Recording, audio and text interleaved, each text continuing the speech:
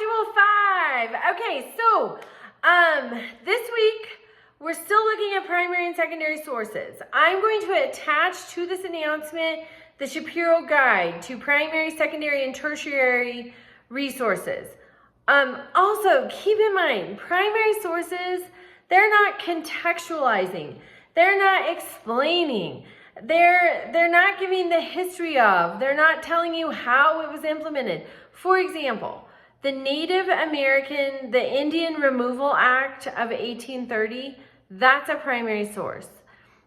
Then sources who explain how that was implemented or why, those are secondary sources.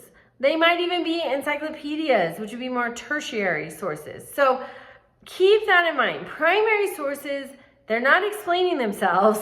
They just are. For example, in the Constitution, Article 3 grants power to a judiciary. It doesn't give a history of why.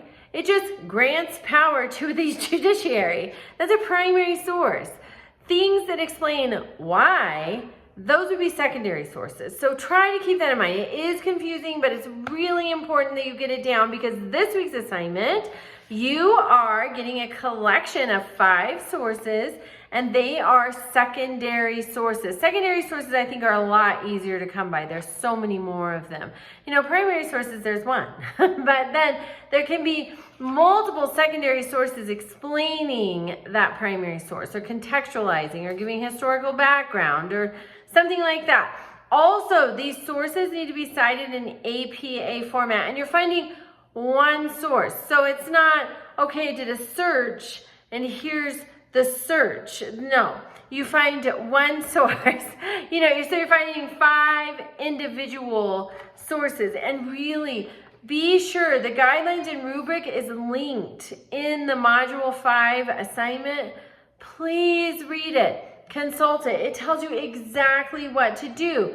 Number 1, provide the citation of the source, the APA citation. I'm going to link the Shapiro Library Style Guide to this announcement as well.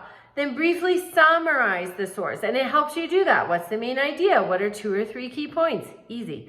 Then evaluate the credibility of the source using the SIFT method. Walks you right through how to do that. Describe any bias. So, for example, if you're trying to tell me something is biased, and you say something like, this is hero worship, you're going to have to explain why.